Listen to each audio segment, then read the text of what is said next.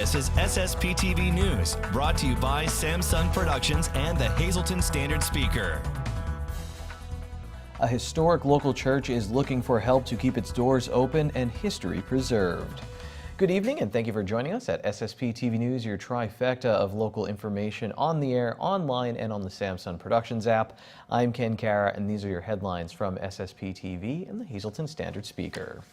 Last night, the greater Hazleton area came together as it has done each year since the horrific attacks of September 11, 2001.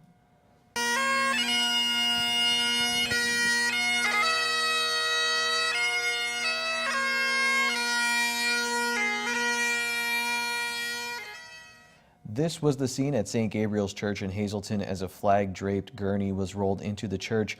First responders from throughout the area, along with members of the community, came out to remember the lives lost in the attacks 17 years ago. The memorial program included a mass followed by a special program. Area fire companies are gathering once again to go ahead and remember those that were lost on September 11th, 2001.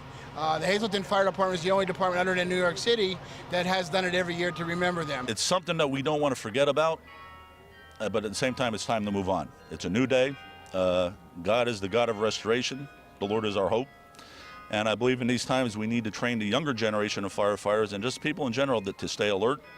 9/11 is not over. We still live in a post-9/11 era, and to be watchful and really to look to our Lord, for He's our answer in these times. As a firefighter, we're all brothers. No matter where you live in Hazleton, New York, Chicago, Florida, we're all brothers. It's a big brotherhood, and we do everything together. We laugh together, we cry together, and we lost a lot of brothers that day, so we must. The two words I want to stress, if they don't remember anything else, never forget. As in years past, ladder trucks from the Hazleton Fire Department and McAdoo Fire Company lifted Old Glory into the sky. The Hazleton Police Department has added 3 new vehicles to its fleet. The 2 new sport utility vehicles and a Ford Interceptor were paid for by money from a state gaming grant. The 3 new vehicles will replace older models that the city police force had been using. 2 of the older vehicles will now be used by the city's parking and code departments, with the 3rd used by city detectives. Members of the historic Brainerd Church and Cemetery Association are making a plea to the community. The organization is looking for new members to help support the church and one-room schoolhouse located in Sybertsville.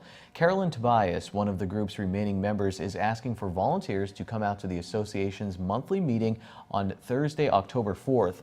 The group meets the first Thursday every month at 7 p.m. at the Cunningham Municipal Building. Volunteers are desperately needed to help with the upcoming Fall Festival slated for Saturday, October 7th. It's their main fundraiser. Tobias says that new members and new ideas are needed. She hopes that people of all ages will step up to help preserve what she calls the community's church and one-room schoolhouse. The Hazleton Area School Board is at a major crossroads: how to provide much-needed space for its growing student population. Last night, board members received an update by the Schroeder Group on the district's building program. The Schroeder Group, the board must now decide whether or not to accept all or some of the proposed 3-phase plan. Phase 1 includes covering swimming pools at 4 elementary schools for classroom space and is already in the budget. Board members disagree on phases 2 and 3. Phase 2 includes the purchase of an additional building, while Phase 3 involves an addition to the Hazleton Area High School. Board member Maureen Kay asked where the money would come from to pay for the options. The overall cost for all 3 phases would be $44 million. And tonight we have an important reminder regarding a blood drive scheduled for our area. Due to unforeseen circumstances, the Miller Keystone Blood Drive scheduled for tomorrow, September 13th from noon until 6 p.m. at Lehigh Valley Hospital has been canceled. Time now for weather on SSPTV News. A look at Pittston, the hometown of our John Eric Polai, and now a look at our forecast from the National Weather Service. We have a hazardous weather outlook through Thursday with the threat of storms and heavy rain. Tonight, storms are likely, showers, possibly a thunderstorm, patchy fog after 5 a.m. We'll have a low of 66 degrees and a 60% chance of precipitation. 40% chance of showers tomorrow, possibly a thunderstorm, patchy fog before 9 a.m. Otherwise cloudy, high of 74. Chance of showers and thunderstorms Thursday night, mostly cloudy, low of 65. 35, 30% chance of precipitation, up to 40 on Friday, and we'll have a high of 73 degrees, 20% chance of showers and thunderstorms at night with a low of 62. Partly sunny on Saturday with highs in the mid-70s. Saturday night, partly cloudy, low of 61. Sunday is mostly sunny with a high of 76, and then Sunday night partly cloudy, low of 61 degrees.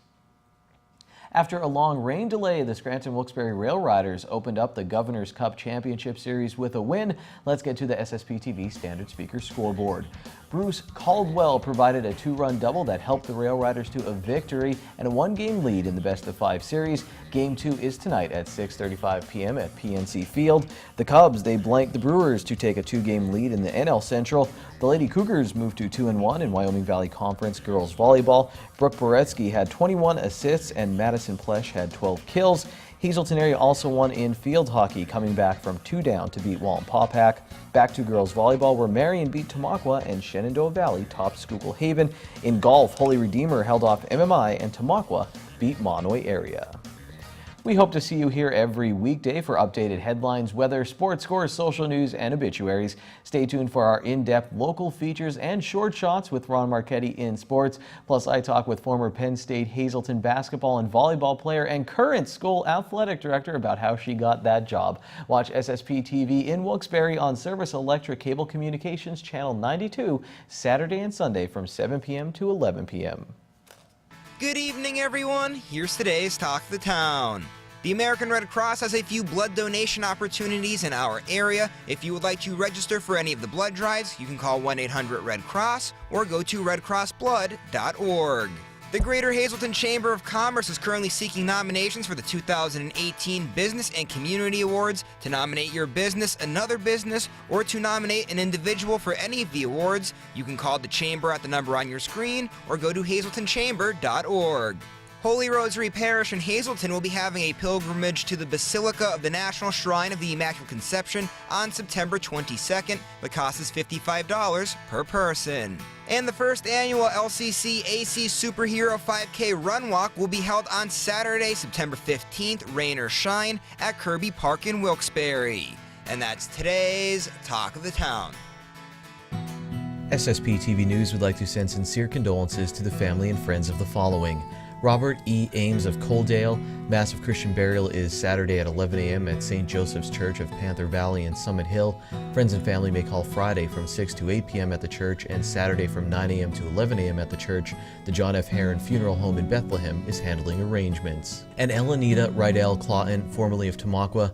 Mass is Thursday at 10:30 a.m. at Our Lady of Peace in Millmont Park. Friends and family may call Thursday from 9:15 a.m. to 10:15 a.m. at the church.